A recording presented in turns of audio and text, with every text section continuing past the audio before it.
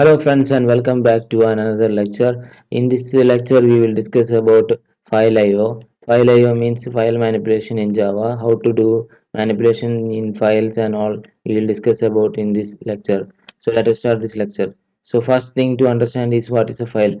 File is a consist of data and it can be of a particular format, a text file or a txt file or any kind of files can be considered to be files in Java. File is handled like a data structure in Java. And the another thing to note is about file API is all the API methods and interfaces and classes are present in the java.io package. And next we will discuss about some of the operations which we can perform using the current file API methods. And first one is create, read, update, delete, and you can also write into particular files. So all the CRUD operations can be performed using the file API. And now let us discuss about some of the methods which are present in the file class. So file class is an important class in the file API which consists of all these methods which we will be discovering in our practical examples. So let us start these methods. So first method is can read will return you a particular flag which will mention about whether a particular file can be read or not. Next method is create new file. Create new file will create a particular file and it will return a true value if the file is created successfully. Next it is can write method. So can write method will return you a particular whether the particular user has access to write the particular files. If it is there, then it will return true. And next method is exists. So exists will check whether a particular file is existing in the system, and then only we will be performing the task. So it can be used to validate the particular file's existence. Next method is delete method. So delete method will delete the particular file from the system. So it will remove the particular file. And next method is mkdir. Mkdir will create a folder for you and create a directory or a folder for you, and it will create the particular folder according to whatever the requirement you are specified. So that's it about file APIs theoretical aspects. Now let us see some programs based on the file API. Now let us see a program based on file API. In this program, I will be writing into a file some values, and then I will show you how the file API can be done. So let us see the program. So you can see here I am using a file writer object in the try block. You can see the file. There is an exception of IO exception that is I'm catching. So I am writing the file writer object and creating the particular path. So in my Eclipse workspace inside the particular project folder, I have created an out folder. Inside the out folder, the particular file will be created, and like that I am giving a relative path. And next it is I am using the buffered writer object to hold the particular file writer object will be passed into the constructor, and then I will use the buffered write method to write the particular string into the particular file. So after that I am catching the exception and printing the message of file is printed. Then that's it about this program. Now let us see the output of this program. So here you can see the message is printed. Now let us see the file where it is written. So I already opened up the file, so you can see the message is printed correctly. So that's it about output of the program. Now let us see another program based on the file API. In this program I am going to read from the particular file. So we have written already some data into a file sample.txt. So we will read from the particular file in this program. So let us see start this program. So here we can see I have a file reader object, and then a buffered reader object is created based on the particular file reader object.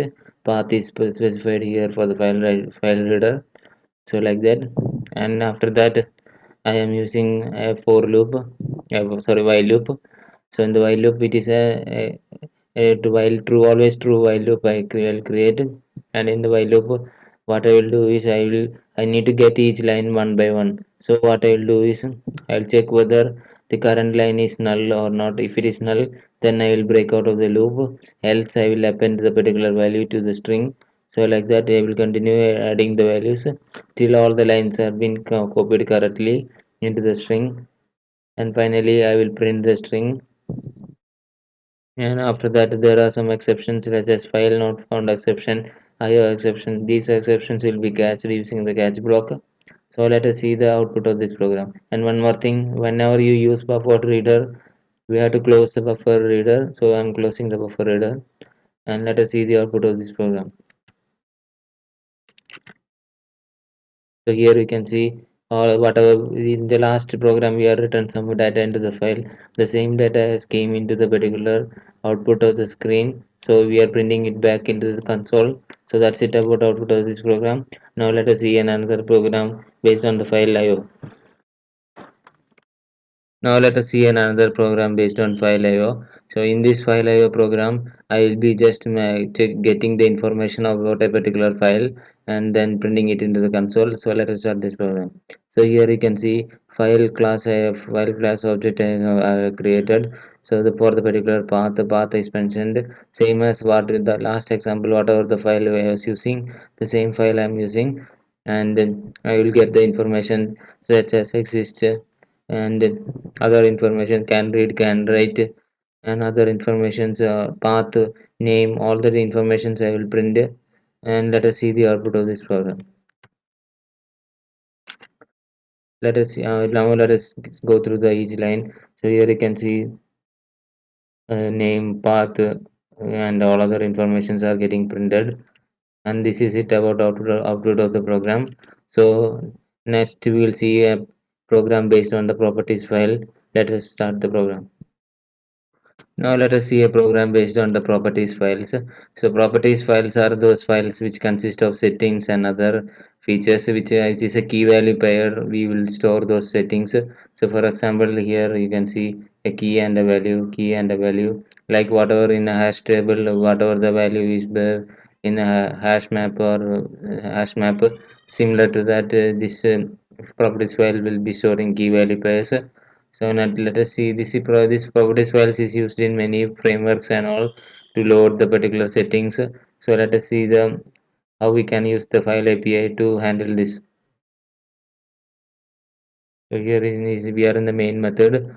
So here we will use a particular properties file properties. You can see here and declaring a properties.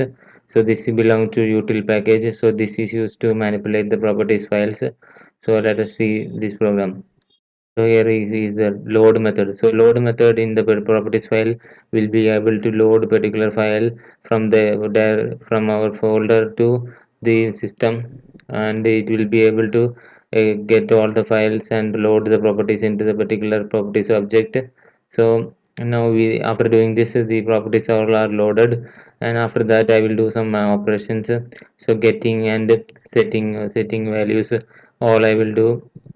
I can see it getting a particular value, and I'm setting a particular value, and after that you can see I'm getting the property here, and I'm setting the property. Finally I will use the store method. So store method is used to retrieve the restore the particular value into back into the file. So if you want to write the particular properties into a file, you can use the store method. And store method takes a parameter of a particular file path, file object, and as well as it will take a string which will be the message which will be printed into the particular uh, property file after the successful printing of writing of the particular file. So let us see the output of this program. So here you can see the messages all coming, all the get and set is working. Now let us see the output of the file.